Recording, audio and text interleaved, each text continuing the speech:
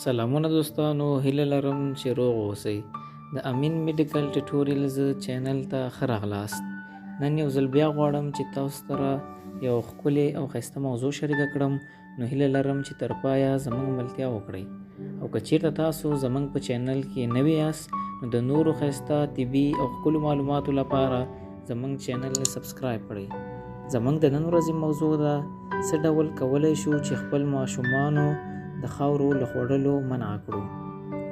کله چې تاسې په کور کې یې، نو ډیر به مو خپل ماشومان د لوبو په کولو لیدلی وي، او دا به مو هم لیدلی وي چې ماشوم د لوبو پر مهال په ناڅاپي ډول خپل موټی له خاورو ډکوي او داسې یې خولې ته اچوي لکه کوم خوندور شی چې خوري. باوري یم چې په داسې حالاتو کې به د ویرې احساس کوئ، خو پوښتنه دا ده چې له دې وروسته باید څه وشي.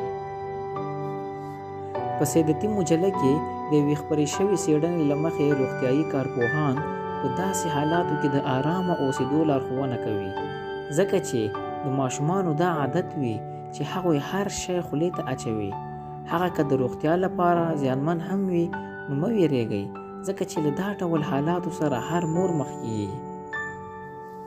روغتیایي کارپوهان وایي چې د خاورو، شګو او د نورو ګندګیو په خوړلو سره ماشومانو کې مختلفې ناروغۍ رامنځته کیږي، خو لکه څنګه چې دغه شیان خوند نه لري، نو ځکه خو یې ډیر ماشومان بیرته توکوي او ډیر ژر دا زده کوي چې د خاورو خوړل دومره خوندور نه وي.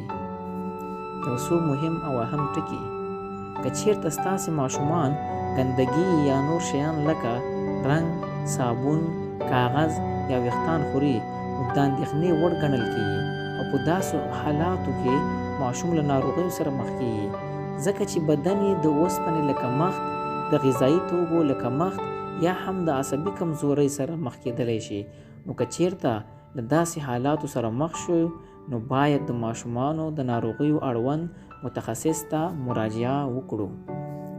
روغتیایي کارپوهان لارښوونه کوي چې خپل ماشومان د څارنې لاندې ونیسئ.